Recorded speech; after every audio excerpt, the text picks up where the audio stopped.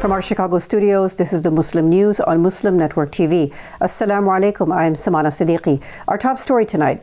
President Joe Biden has invited top Republicans and Democrats on Capitol Hill to meet next week.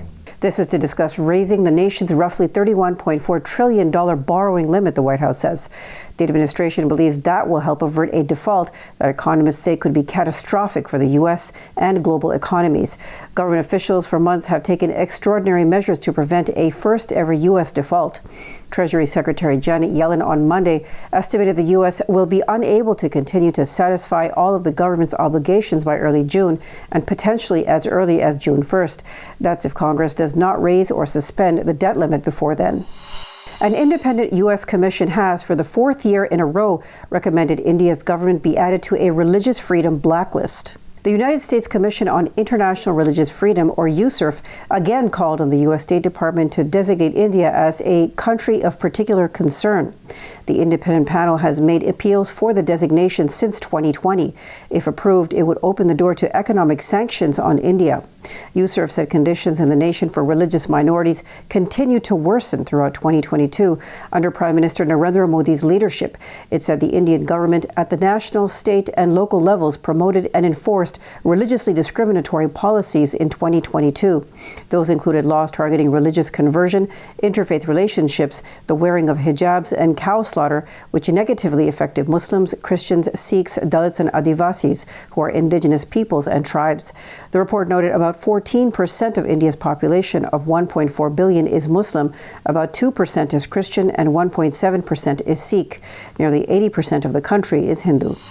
President Joe Biden hosted an Eid al-Fitr reception on Monday at the White House. After an Eid greeting, Biden said he is determined to confront all forms of hate, including Islamophobia. He said that's why he established an emergency task force to address attacks on Muslims and anti-Muslim bias and discrimination. About 150 Muslim leaders from across the country attended the reception. Biden pointed out Muslim congresspersons Andre Carson and Ilhan Omar, who were present, and said he missed seeing Rashidat Tlaib. The reception included recitation of the Quran and traditional Islamic songs. U.S. Vice President Kamala Harris was also in attendance. But the dinner was not without controversy. Muhammad Khairullah, the mayor of Prospect Park, New Jersey, was disinvited because he was not cleared by the Secret Service. Khairullah is the longest-serving Muslim mayor in New Jersey. And we're determined to confront all forms of hate, including Islamophobia, which is important to me.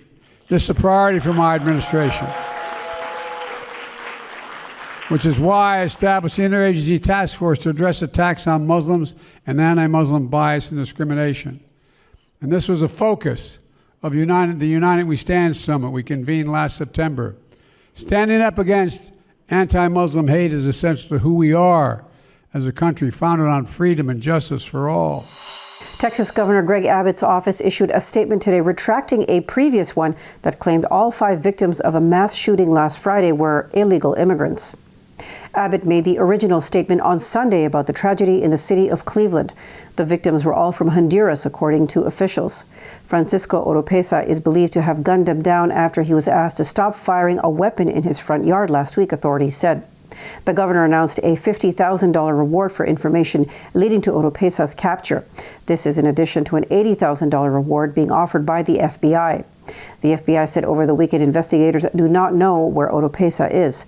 More than 200 law enforcement agents were searching for him on Sunday.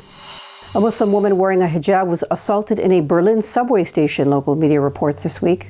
Berlin police confirmed a 20-year-old Muslim woman at the Rathaus Neukölln subway station suffered minor injuries after a person verbally and physically attacked her. The suspect tried to remove the woman's hijab, pulled her hair, and uttered racial slurs before fleeing the scene, police said. An investigation is ongoing to determine the identity of the assailant. It was the latest in a string of xenophobic attacks in the German capital, targeting people of foreign appearance, including Muslim women in hijab. Authorities registered over 400 Islamophobic crimes in 2022, including verbal and physical assaults, threatening letters, and arson attacks targeting mosques. Israeli settlers attacked 2 Palestinians and destroyed dozens of olive trees in the occupied West Bank on Sunday, according to medics. The Palestinian Red Crescent Society said the Palestinians were hospitalized in the town of Burqa after the settlers badly beat them. They also uprooted around 260 olive trees in the town of Deir Sharaf, west of Nablus, Palestinian farmer Ghazi Antari told Andalu Agency.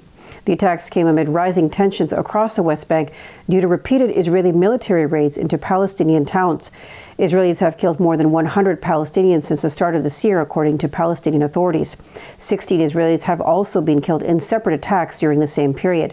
UN data shows Israeli settlers launched over 300 attacks on Palestinians and their property in the West Bank since the start of this year. Details of Iran's president's visit to Syria come after the break, so stay tuned and we'll be right back.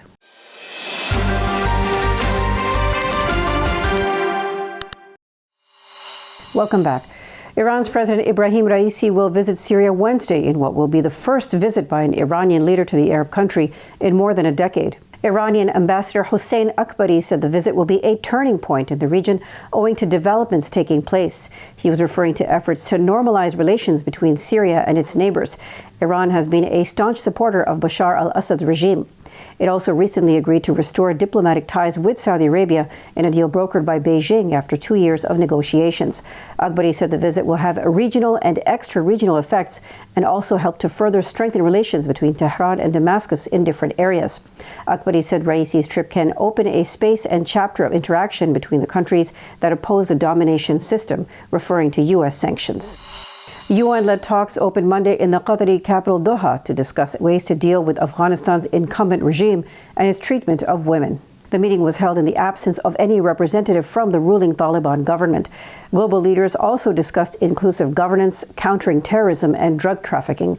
Representatives from 25 countries and groups, including the U.S., China, Russia, and Pakistan, as well as major European aid donors, are attending the closed-door talks. The two-day summit was convened by UN Secretary General Antonio Guterres.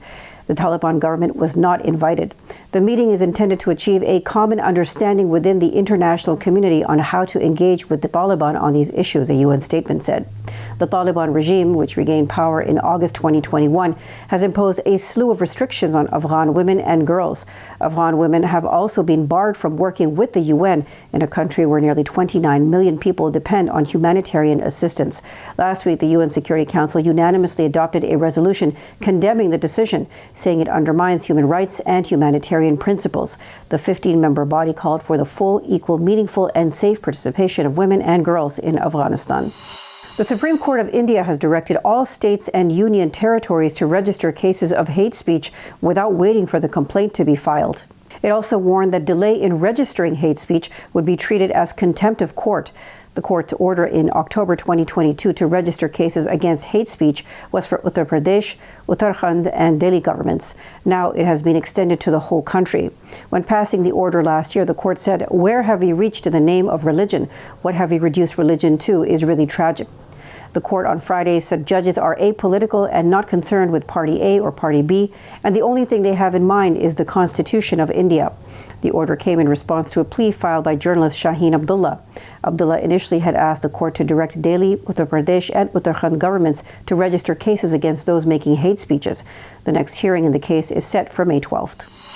Al Jazeera Digital's programs Eat with Yara and Decoded, hosted by Hollywood actor Abbot Waked, took 3 top prizes at the 27th Annual Webby Awards in New York City.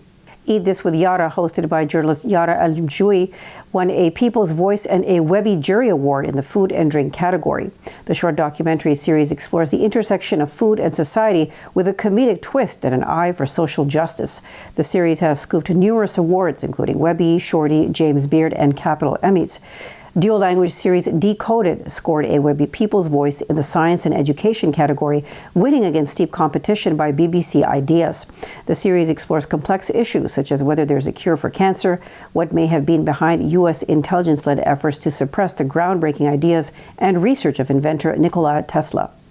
Decoded, Dahliz in Arabic, has produced several viral videos and garnered a win in the 2023 Anthem Awards.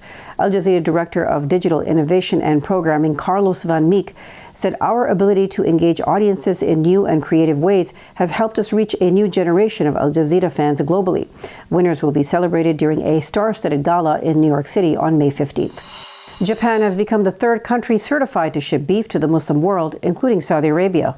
The certification was confirmed at a signing ceremony attended by Prince Faisal bin Bandar bin Sultan Al Saud and Tomoshige Kanzawa, president of the Kobe Beef Marketing and Distribution Promotion Association. Beef in Saudi Arabia can only be eaten if it is processed in a way prescribed by religious rules and is certified as halal. Last October, the meat center in Sanda City in central Japan met the standard of halal certification for the first time in the country. This year, 145 heads of halal Kobe beef are scheduled to be shipped to Saudi Arabia. Workers from Japan to France took to the streets on Monday for the largest May Day demonstration since the COVID-19 pandemic restricted people's movement. Marchers expressed frustration with their nation's policies and global issues such as the rising cost of living and the climate crisis. French President Emmanuel Macron raising the retirement age in March was among the grievances in France's protests. South Korea's protests were the largest in the nation since the pandemic. Organizers predicted 30,000 people each would attend the two biggest rallies planned for the nation's capital, Al Jazeera reported. Activists there criticized right-wing President Yoon Suk-yeol, who has targeted unions under the guise of reforming irregularities. His government also considered a plan to extend a cap on working hours to 69 a week. Backlash from younger Koreans forced the government to reconsider in March, CNN explained. Before we end today's news, I'd like to make a special request. It takes our team a combined 55 hours of work daily to produce this news for you. It is news with a unique perspective, and you will find it only here.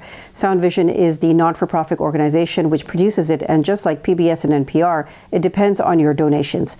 Please visit MuslimNetwork.tv to donate now, or click on the link below to donate. Thank you. That's all from our Chicago studios tonight. Thank you for tuning in. You can subscribe to our YouTube channel and hit the bell icon for the latest updates. For more content, keep watching Muslim Network TV or visit MuslimNetwork.tv. Salam and good night.